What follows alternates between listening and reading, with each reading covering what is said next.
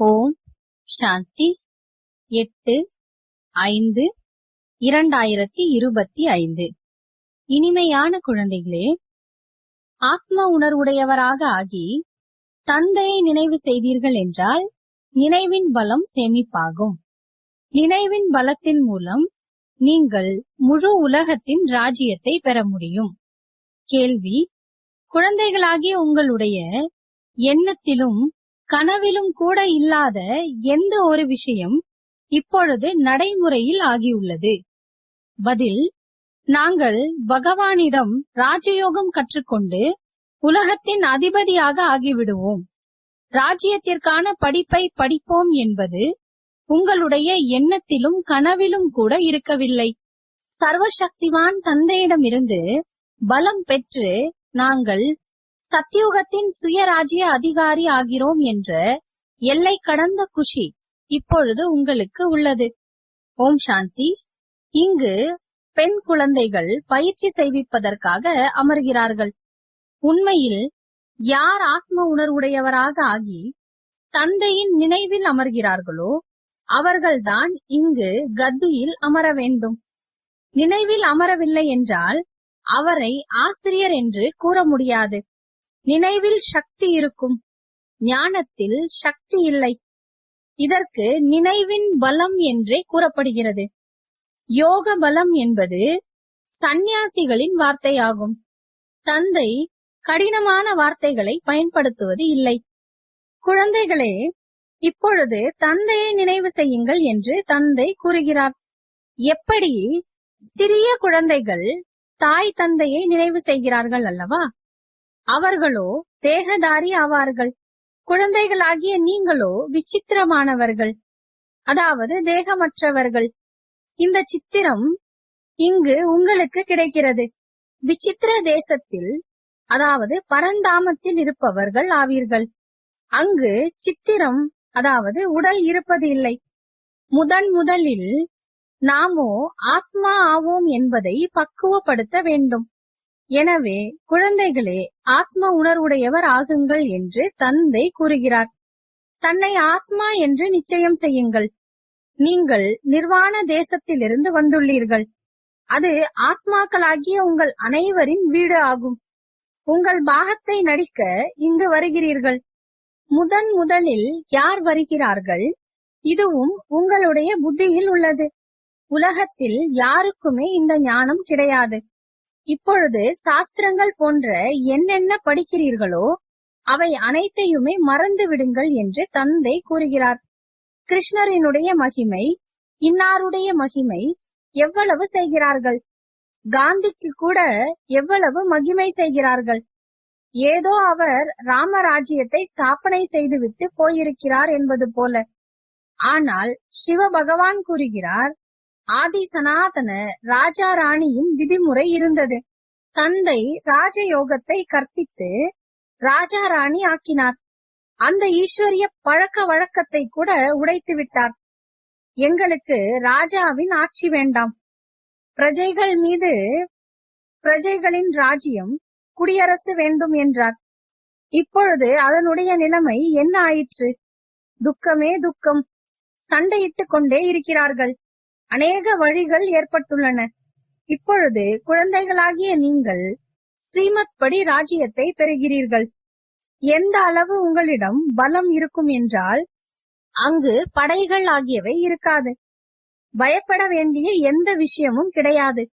இந்த லக்ஷ்மி நாராயணரின் ராஜ்யம் இருக்கும் பொழுது அத்வைத ராஜ்யமாக, அதாவது ஒரே ராஜ்யமாக இருந்தது. கை தட்ட வேண்டிய வகையில் 2 என்று இருக்கவே இல்லை. அதற்கு அத்வைத ராஜ்யம் என்று கூறப்பட்டது. குழந்தைகளாகிய உங்களை தந்தை தேவதையாக ஆக்குகிறார். பிறகு துவைதம், அதாவது 2ம் பிரியும் பொழுது ராவணன் மூலமாக 3வதாக அசுரராகி விடுகிறீர்கள். பாரதவாசிகளாகிய நாங்கள் முழு உலகிற்கு அதிபதியாக இருந்தோம் என்பதை இப்பொழுது குழந்தைகளாகிய நீங்கள் அறிந்துள்ளீர்கள். உங்களுக்கு உலகத்தின் ராஜ்யம் நினைவின் பலத்தினால் மட்டுமே கிடைத்திருந்தது. இப்பொழுது மீண்டும் கிடைத்துக் கொண்டிருக்கிறது. நினைவின் பலத்தினால் மட்டுமே கல்ப கல்பமாக கிடைத்துக் கொண்டிருக்கிறது. படிப்பில் கூட பலம் உள்ளது. எப்படி வழக்கறிஞர் ஆகின்றார்கள் என்றால் பலன் உள்ளது அல்லவா? அது ஒரு பைசாவின் பலன். நீங்கள் யோக பலத்தினால் உலகத்தின் மீது ஆட்சி புரிகிறீர்கள். சர்வசக்திவான் தந்தையிடமிருந்து பலம் கிடைக்கிறது. பாபா, நாங்கள் கல்ப கல்பமாக உங்களிடமிருந்து சத்யுகத்தின் ராஜ்யத்தை பெறுகிறோம் மற்றும் இழக்கிறோம், மீண்டும் பெறுகிறோம் என்று நீங்கள் கூறுகிறீர்கள். உங்களுக்கு முழுமையான ஞானம் கிடைத்துள்ளது. இப்பொழுது நாம் ஸ்ரீமத் படி முதன்மையான உலக ராஜ்யத்தை பெறுகிறோம். உலகம் கூட சிறந்ததாக ஆகிவிடுகிறது. இந்த படைப்பவர் மற்றும் படைப்பின் ஞானம் உங்களுக்கு இப்பொழுது உள்ளது. நாம் இந்த ராஜ்யத்தை எப்படி பெற்றோம் என்ற ஞானம் இந்த லக்ஷ்மி நாராயணருக்கு கூட இருக்காது. இங்கு நீங்கள் படிக்கிறீர்கள், பின்பு சென்று அரசாட்சி புரிகிறீர்கள். யாராவது ஒருவர் நல்ல செல்வந்தர் வீட்டில் ஜென்மம் எடுக்கிறார் என்றால் இவர் முந்தைய பிறவியில் நல்ல கர்மம் செய்துள்ளார், தான புண்ணியம் செய்துள்ளார் என்று கூறப்படுகிறது அல்லவா? எப்படி கர்மமோ அப்படி பிறவி கிடைக்கிறது. இப்பொழுதோ இது இருப்பதே ராவண ராஜ்யமாக. இங்கு என்ன செயல் செய்தாலும் அது விகர்மமாக ஆகிவிடுகிறது. படியிறங்க வேண்டியுள்ளது. சத்தோ ரஜோ மற்றும் தமோவில் வரவேண்டியுள்ளது. ஒவ்வொரு பொருளும் கூட புதியதிலிருந்து பழையதாக ஆகிறது. எனவே இப்பொழுது குழந்தைகளாகிய உங்களுக்கு அளவற்ற குஷி இருக்க வேண்டும். நாம் உலகத்திற்கு அதிபதி ஆகிறோம் என்பது உங்களுடைய எண்ணத்திலும் கனவிலும் கூட இருக்கவில்லை. இந்த லக்ஷ்மி நாராயணரின் ராஜ்யம் முழு உலகத்தின் மீதும் இருந்தது என்பதை பாரதவாசிகள் அறிந்துள்ளார்கள். பூஜிக்கத்தக்கவர்களாக இருந்தவர்களே பூஜாரி என்றும் பாடப்படுகிறது. இப்பொழுது உங்களுடைய புத்தியில் இது இருக்க வேண்டும். இந்த நாடகமோ மிகவும் அதிசயமானது. எப்படி நாம் 84 பிறவிகள் எடுக்கிறோம் என்பது யாருக்கும் தெரியாது. சாஸ்திரங்களில் 84 லட்சம் பிறவிகள் என்று போட்டு விடுகிறார்கள். இவை எல்லாமே பக்தி மார்க்கத்தின் பொய்யான விஷயங்களாகும் என்று தந்தை கூறுகிறார். ராவண ராஜ்யம் ஆகும் அல்லவா? ராமராஜ்யம் மற்றும் ராவண ராஜ்யம் எப்படி ஆகிறது என்பது குழந்தைகளாகிய உங்களை தவிர வேறு யாருடைய புத்தியிலும் இல்லை. ராவணனை ஒவ்வொரு வருடமும் எரிக்கிறார்கள். எனவே எதிரியானார் அல்லவா? 5 விகாரங்கள் மனிதனின் எதிரியாகும். ராவணன் யார், எதற்காக எரிக்கிறோம், இது யாருக்குமே தெரியாது. யார் தங்களை சங்கம யுகத்தினர் என்று நினைக்கிறார்களோ அவர்களுடைய நினைவில் நாங்கள் இப்பொழுது புருஷோத்தமராக ஆகிக் கொண்டிருக்கிறோம் என்பது இருக்கும். பகவான் நமக்கு ராஜயோகம் கற்பித்து நரனிலிருந்து நாராயணராக, இழிந்த நிலையிலிருந்து உயர்ந்த நிலையினராக, அதாவது பிரஷ்டாச்சாரியிலிருந்து சிரேஷ்டாச்சாரியாக ஆக்குகிறார். நமக்கு உயர்ந்ததிலும் உயர்ந்த நிராகார பகவான் கற்பிக்கிறார் என்பதை குழந்தைகளாகிய நீங்கள் அறிந்துள்ளீர்கள். எவ்வளவு அளவற்ற குஷி இருக்க வேண்டும்.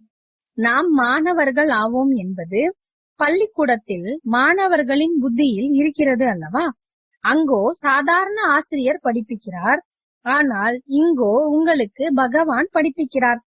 படிப்பினால் இவ்வளவு உயர்ந்த பதவி கிடைக்கிறது என்று எண்ணும் பொழுது எவ்வளவு நன்றாக படிக்க வேண்டும். பாடம் மிகவுமே சுலபமானது. காலையில் அரை மணி நேரம் 3/4 மணி நேரம் படிக்க வேண்டும், அவ்வளவுதான். நாள் முழுவதும் தொழில் ஆகியவைகளில் நினைவு மறந்து விடுகிறது. எனவே இங்கு அதிகாலையில் வந்து நினைவில் அமர்கிறீர்கள். பாபாவை மிகவும் அன்புடன் நினைவு செய்யுங்கள் என்று கூறப்படுகிறது. பாபா, நீங்கள் எங்களுக்கு கற்பிக்க வந்துள்ளீர்கள். நீங்கள் 5000 வருடங்களுக்கு பிறகு வந்து கற்பிக்கிறீர்கள் என்பது இப்பொழுது நமக்கு தெரிய வந்துள்ளது. பாபாவிடம் குழந்தைகள் வரும்பொழுது, பாபா, இதற்கு முன்பு எப்பொழுது சந்தித்துள்ளீர்கள் என்று கேட்பார்.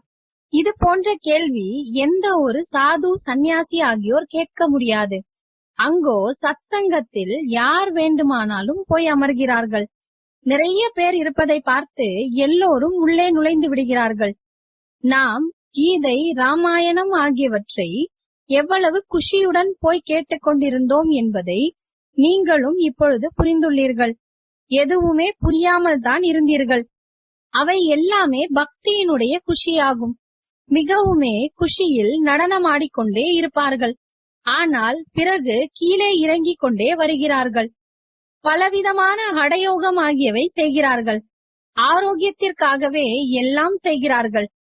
எனவே இவை எல்லாமே பக்தி மார்க்கத்தின் பழக்க வழக்கங்கள் ஆகும் என்பது தந்தை புரிய வைக்கிறார். படைப்பவர் மற்றும் படைப்பு பற்றி யாருக்குமே தெரியாது. வேறு என்னதான் இருக்கிறது? படைப்பவர் மற்றும் படைப்பை அறிந்து கொள்வதால் நீங்கள் என்னவாக ஆகிறீர்கள்? மேலும் தெரியாமல் இருக்கும் பொழுது நீங்கள் என்னவாக ஆகிவிடுகிறீர்கள்? நீங்கள் அறிந்து கொள்வதால் செழிப்புடையவர் ஆகிறீர்கள். தெரியாமல் இருக்கும் பொழுது அதே பாரதவாசிகள் திவாலாகி விட்டுள்ளார்கள். பொய் கூறிக்கொண்டே இருக்கிறார்கள். உலகத்தில் என்னவெல்லாம் நடந்து கொண்டிருக்கிறது? எவ்வளவு பணம், தங்கம் ஆகியவற்றை கொள்ளையடித்து செல்கிறார்கள். அங்கோ நாங்கள் தங்க மாளிகை கட்டுவோம் என்பதை இப்பொழுது குழந்தைகளாகிய நீங்கள் அறிந்துள்ளீர்கள். சட்டவியல் ஆகியவை படிக்கிறார்கள் என்றால் நாங்கள் கூட தேர்வில் தேர்ச்சி பெற்று பின் இது செய்வோம், வீடு கட்டுவோம் என்று உள்ளுக்குள் இருக்கும் அல்லவா? நாம் சொர்க்கத்தின் இளவரசன் இளவரசி ஆவதற்காக படித்துக் கொண்டிருக்கிறோம் என்பது உங்களுக்கு ஏன் புத்தியில் வருவதில்லை? எவ்வளவு குஷி இருக்க வேண்டும்! ஆனால் வெளியில் சென்ற உடனேயே குஷி மறைந்து விடுகிறது. சிறிய சிறிய பெண் குழந்தைகள் இந்த ஞானத்தில் ஈடுபட்டு விடுகிறார்கள். ஆனால் உறவினர்கள் ஒன்றுமே புரிந்து கொள்வதில்லை. மந்திர ஜாலம் என்று கூறிவிடுகிறார்கள். படிக்க விட மாட்டோம் என்பார்கள். இந்த நிலைமையில் சிறியவர்களாக இருக்கும் வரை தாய் தந்தையர் கூறியதை ஏற்க வேண்டியிருக்கும். அதாவது 18 வயதிற்குட்பட்டவர்களாக இருக்கும் வரை தாய் தந்தையர் கூறியதை ஏற்க வேண்டியிருக்கும். நாம் ஏற்றுக்கொள்ள முடியாது. நிறைய பூசல் ஏற்பட்டு விடுகிறது. ஆரம்பத்தில் எவ்வளவு சச்சரவு ஏற்பட்டன. பெண் குழந்தை நான் 18 வயதினர் என்று கூற, தந்தை இல்லை 16 வயதுதான் என்று கூறி சண்டை போட்டு கூட்டி சென்று விடுவார்கள். இளைஞர் என்றாலே தந்தையின் கட்டளைப்படி நடக்க வேண்டும். வாலிபர் என்றால் பின் எது விரும்பினாலும் செய்யலாம். சட்டம் கூட இருக்கிறது அல்லவா? நீங்கள் தந்தையிடம் வரும்பொழுது தங்களது லௌகீக தந்தையிடம் சம்மத கடிதம் வாங்கிக் கொண்டு வாருங்கள் என்ற சட்டம் உள்ளது என்று பாபா கூறுகிறார். பிறகு நடத்தை கூட பார்க்க வேண்டியுள்ளது. நடத்தை சரியில்லை என்றால் திரும்பி போக வேண்டி வரும். விளையாட்டில் கூட அவ்வாறு ஆகிறது. சரியாக விளையாடவில்லை என்றால் அவர்களை வெளியே போய்விடு, மதிப்பை இழக்குமாறு செய்கிறீர்கள் என்று கூறுவார்கள். இப்பொழுது நாம் போர்க்களத்தில் இருக்கிறோம் என்பதை குழந்தைகளாகிய நீங்கள் அறிந்துள்ளீர்கள். கல்ப கல்பமாக தந்தை வந்து நம்மை மாயை மீது வெற்றி அடையுமாறு செய்விக்கிறார். முக்கியமான விஷயமே பாவனமாக ஆவதற்கானதாகும். விகாரத்தினால் பதீத்தமாக ஆனீர்கள். காமம் மகா எதிரியாகும் என்பதை தந்தை கூறுகிறார். அது முதல் இடை கடை துக்கம் அளிக்கக்கூடியது ஆகும். யார் பிராமணர்களாக ஆகிறார்களோ அவர்களே தேவி தேவதா தர்மத்தில் வருவார்கள். பிராமணர்களில் கூட வரிசை கிரமமாக இருக்கிறார்கள். ஒளியின் மீது விட்டில் பூச்சிகள் வருகிறது. ஒரு சில எரிந்து இறந்துவிடும், ஒரு சில சுற்றிவிட்டு போய்விடும். இங்கும் வருகிறார்கள். ஒரு சிலரோ ஒரேடியாக சமர்ப்பணமாகி விடுகிறார்கள். ஒரு சிலர் கேட்டுவிட்டு பின் போய்விடுகிறார்கள். முன்பெல்லாம் இரத்தத்தில் கூட பாபா நாங்கள் உங்களுடையவராவோம் என்று எழுதி கொடுத்து கொண்டிருந்தார்கள். பிறகும் கூட மாயை தோற்கடித்து விடுகிறது. அந்த அளவு மாயையின் யுத்தம் நடக்கிறது. இதற்குத்தான் போர்க்களம் என்று கூறப்படுகிறது. இதையும் நீங்கள் புரிந்துள்ளீர்கள். பரம்பிதா பரமாத்மா பிரம்மா மூலமாக அனைத்து வேதங்கள் சாஸ்திரங்களின் சாரத்தை புரிய வைக்கிறார். படங்களோ ஏராளமாக தயாரித்துள்ளார்கள் அல்லவா? நாரதருடைய உதாரணம் கூட இந்த நேரத்தினுடையது ஆகும். எல்லோருமே நாங்கள் லக்ஷ்மி அல்லது நாராயணராக ஆகிவிடுவோம் என்று கூறுகிறார்கள். தந்தை கூறுகிறார், நாம் தகுதியுடையவராக இருக்கிறோமா என்று உங்களை நீங்களே பாருங்கள் என்று தந்தை கூறுகிறார். நம்மிடம் எந்த ஒரு விகாரமும் இல்லையே. நாரதன் பக்தர்களோ எல்லோருமே ஆவார்கள் அல்லவா? இது ஒரு உதாரணம் எழுதியுள்ளார்கள். நாங்கள் ஸ்ரீ லக்ஷ்மியை மனம் முடிக்க முடியுமா என்று பக்தி மார்க்கத்தினர் கூறுகிறார்கள். தந்தை கூறுகிறார், இல்லை, ஞானம் கேட்டால்தான் சத்கதி அடைய முடியும். பதீத்த பாவனராக நான் தான் அனைவருக்கும் சத்கதி செய்பவனாவேன். தந்தை நம்மை ராவண ராஜ்யத்திலிருந்து விடுவித்து கொண்டிருக்கிறார் என்பதை இப்பொழுது நீங்கள் புரிந்துள்ளீர்கள். அது ஸ்தூல யாத்திரையாகும். மன்மனாபவ என்று பகவான் கூறுகிறார். அவ்வளவே. இதில் அடி வாங்க வேண்டிய விஷயம் இல்லை. அவை எல்லாமே பக்தி மார்க்கத்தின் அடிகள். அரை கல்பம் பிரம்மாவின் பகல், அரை கல்பம் பிரம்மாவின் இரவு. பிகேக்களாகிய நமக்கு இப்பொழுது அரை கல்பம் பகலாக இருக்கும் என்பதை நீங்கள் புரிந்துள்ளீர்கள். நாம் சுகதாமத்தில் இருப்போம். அங்கு பக்தி இருக்காது. நாம் எல்லோரையும் விட செல்வந்தராக ஆகிறோம் என்பதை இப்பொழுது குழந்தைகளாகிய நீங்கள் அறிந்துள்ளீர்கள். எனவே எவ்வளவு குஷி இருக்க வேண்டும். நீங்கள் எல்லோரும் முதலில் கற்களாக இருந்தீர்கள். இப்பொழுது தந்தை பட்டை தீட்டி வைரமாக ஆக்குகிறார். பாபா வைர வியாபாரியும் ஆவார் அல்லவா?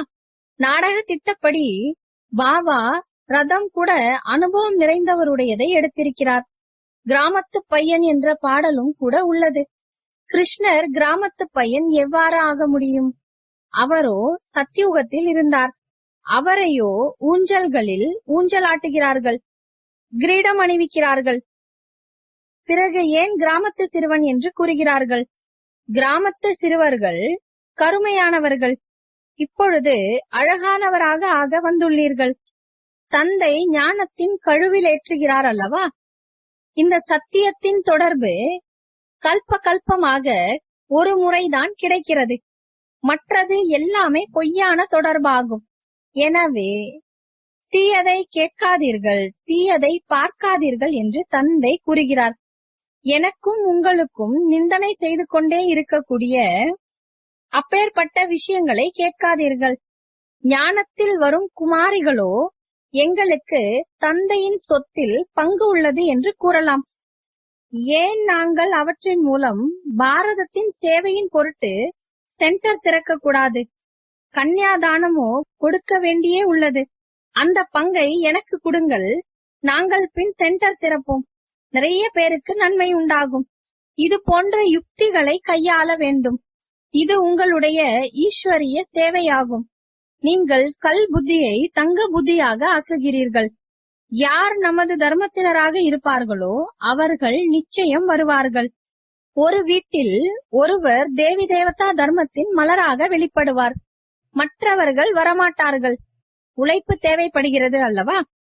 தந்தை அனைத்து ஆத்மாக்களையும் பாவனமாக ஆக்கி அனைவரையும் அழைத்து செல்கிறார். எனவே சங்கமத்தின் படத்திடம் கூட்டி வாருங்கள் என்று பாபா புரிய வைத்திருந்தார். இந்த பக்கம் இருப்பது கலியுகம், அந்த பக்கம் இருப்பது சத்யுகம். சத்யுகத்தில் இருப்பவர்கள் தேவதைகள், கலியுகத்தில் இருப்பவர்கள் அசுரர்கள். இதற்கு புருஷோத்தம சங்கம யுகம் என்று கூறப்படுகிறது. தந்தைதான் புருஷோத்தமராக ஆக்குகிறார். யார் படிக்கிறார்களோ அவர்கள் சத்யுகத்தில் வருவார்கள். மற்றவர்கள் எல்லோரும் முக்தி தாமத்திற்கு சென்று விடுவார்கள். பிறகு அவரவர் நேரத்தில் வருவார்கள். இந்த காலச்சக்கரத்தின் படம் மிகவும் நன்றாக உள்ளது. குழந்தைகளுக்கு சேவையில் ஆர்வம் இருக்க வேண்டும். நாம் இது போல சேவை செய்து ஏழைகளையும் முன்னேற்ற செய்து அவர்களை சொர்க்கத்திற்கு அதிபதியாக ஆக்கிவிடுவோம். நல்லது.